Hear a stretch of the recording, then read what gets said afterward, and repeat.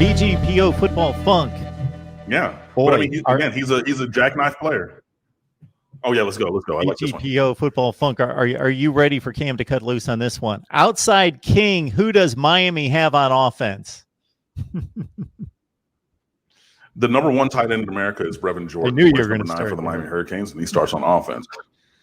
I mean, he's the best tight end in America. Why would I start anywhere else? Duh. The other tight end, Will Mallory, would start on a majority of Power 5 teams. You have him as well. There's a lot of wide receivers. Most of them are unproven.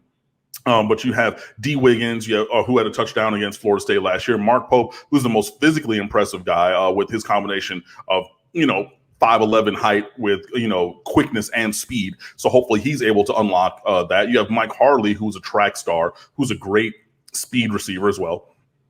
You brought in 4 wide receivers in this last recruiting class, and they all have a variety of skills, which obviously need to translate to the college level and be proven. You have Cameron Harris, great name, by the way, who is the starting running back. And he, could push over 1,000 yards. He took over, was paired with DJ Dallas last year, moved ahead of Lorenzo Lingard, who was a 5-star. As they were both in the same freshman class, Lingard got hurt. Cam Harris just was on that grind. And, with or without Lingard, he elevated his game to the point where he was the number 2 and he's going to be the number 1 this year. Then you bring in the best 2-man recruiting class at running back last year in Jalen Knighton and Donald Chaney Jr. Then you have an offensive line where you're going to add Jared Williams, who played tackle with Derek King at Houston for 3 years. So he comes in as a veteran leader and a proven one at this level, not necessarily like a Tommy Kennedy trying to step up from Butler, who we had great hopes for, and that obviously did not work out. But you have a guy with that ability.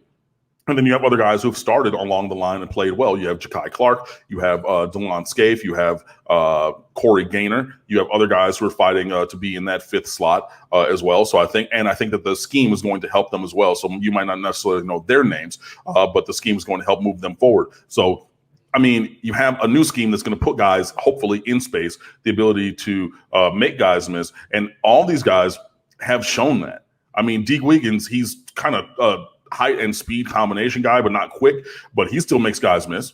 Mark Pope, he can stop on a dime. Mike Harley, he stops on a dime and then gets back up to 7th gear really quickly. I mean, we can bring up the highlights from every high school game and camp and recruiting thing of Donald Chaney at the Army All-American Bowl in 7-on-7, making 5 guys miss on the way to the end zone. Jalen Knighton is the 2nd all-time career-leading rusher in Broward County history behind the departed deceased Tyrone Moss, as one of only 2 guys ever to go over, 6,000, I want to say, or 5,000 rushing yards in Broward County high school football history. There are guys on this offense. So it is led and orchestrated by Derek King, who, by the way, was officially named as QB1 this past week.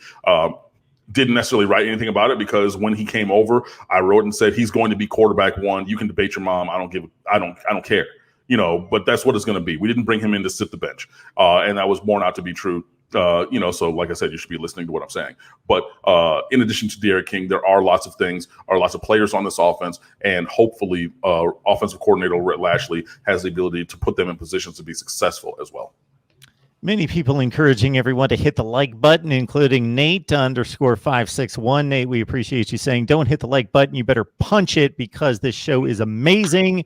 That's all due to this guy, Cam Underwood, State of the U. So please join him for even more extensive coverage of Miami sports and football in particular.